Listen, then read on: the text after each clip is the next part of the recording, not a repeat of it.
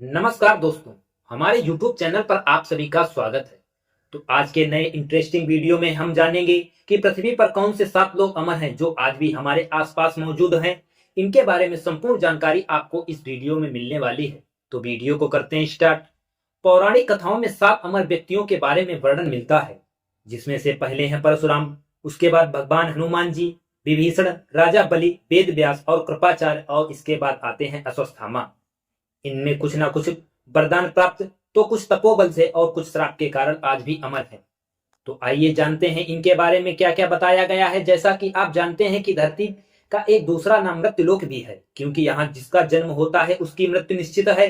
पौराणिक कथा के अनुसार संपूर्ण सृष्टि में ऐसे 7 व्यक्ति अमर हैं, अर्थात इनकी मृत्यु नहीं होगी। ये सभी व्यक्ति किसी न किसी श्राप, वरदान या वचन के कारण अमर हो गए हैं, और इन सभी में अनेकों अनेक दिव्य शक्तियां भी हैं। तो आइए जानते हैं ऐसे 7 चिरंजीवी के बारे में। तो इनमें पहला नंबर आता है भगवान परशुराम। भगवान परशुराम श्री हरि विष्णु के छठे अवतार माने जाने वाले भगवान परशुराम को अमरत्व का वरदान प्राप्त है। और तो और जिस दिन इनका जन्म हुआ, यानी वैशाख शुक्ल तृतीया को भी इनके कारण अक्षय तृतीया के नाम से जाना जाता है। वैसे तो इनका नाम राम था, परंतु भगवान शिव की तपस्या से इनको एक फरसा प्राप्त हुआ।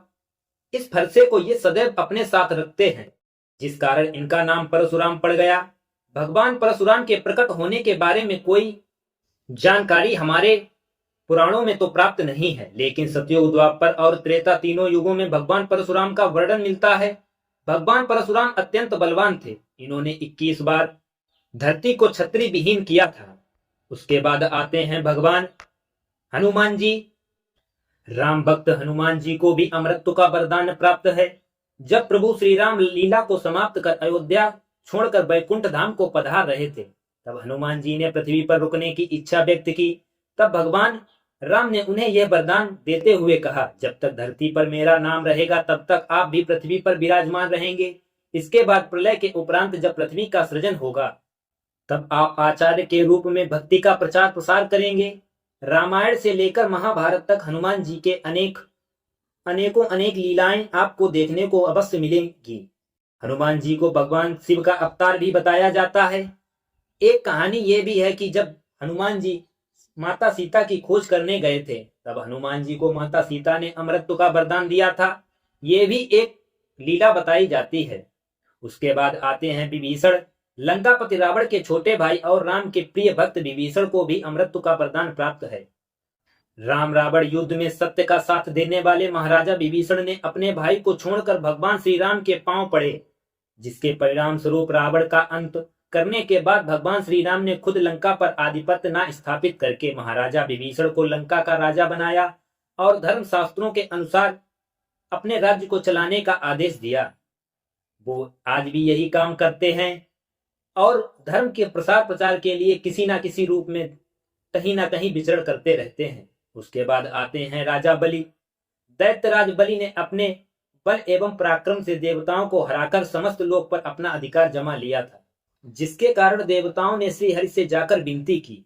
तब भगवान श्री हरि ने वामन का रूप धारण कर राजा बलि से भिक्षा में उनका सर्वस्व राज्य मांग लिया, और उसने भी अपना सर्वस्व उस बालक वामन को खुशी खुशी न्यौछावर कर दिया, जिससे खुश होकर भगवान श्री हरि ने उसे अनंत काल के लिए पाताल लोक का राजा नियुक्त कर दिया। और आज भी ऐसी मान्यता है कि राजा बलि पाताल लोक पर राज्य कर रहे हैं। भगवान श्री हरि प्रतिवर्ष 4 माह के लिए भगवान बैकुंठ को छोड़कर राजा बलि को दर्शन देने के लिए स्वयं पाताल लोक जाया करते हैं। उसके बाद आते हैं वेद व्यास जी। भगवान श्री हरि के अंश कहे जाने वाले महर्षि वेद व्यास जी श्रीमद् भगवत पुराण समेत अनेक ग्रंथों की रचना की थी। श्यामला रंग होने के कारण, समुद्र के बीच में एक द्वीप पर जन्म होने के कारण इन्हें कृष्ण द्वैपायन के नाम से भी जाना जाता है। यह महर्षि पराशर तथा माता सत्यवती के पुत्र थे, और ये श्री सुखदेव जी महाराज के पिता थे। आज भी वेद व्यास जी द्वारा कृत भगवत पुराण समेत सृष्टि में पूजा जाता है, क्योंकि इसमें भगवान कृष्ण की लीलाओं को लिखा गया है। जिस समय भगवान कृष्ण वैकुंठ जाते थे, उससे पहले श्रीमद् भागवत पुराण में उन्होंने अपने को विराजमान कराया था। उसके बाद जानेंगे अश्वत्थामा। गुरु द्रोणाचार्य के पुत्र अश्वत्थामा को श्राप बस अमृत मिल गया था। इसके माथे पर अमृत मणि शोभायमान थी, जिसे अर्जुन द्वारा दंड बस निकाला गया और भगवान श्री कृष्ण ने इसे अनंत काल तक भटकने का श्राप दिया था। इसके कारण अश्वत्थामा आज भी धरती पर इधर उधर भटक रहा है। और आपने सुना भी होगा, कई लोग बताते हैं कि कुरुक्षेत्र आदि क्षेत्रों में अश्वत्थामा को देखे जाने का दावा मिलता है, परंतु इन दावों को साबित करने वाला कोई ठोस सबूत नहीं प्राप्त हुआ है। उसके बाद जान लेते हैं कृपाचार्य। कृपाचार्य कौरव और पांडवों दोनों के गुरु थे। वे महर्षि गौतम सरद्वान के पुत्र थे।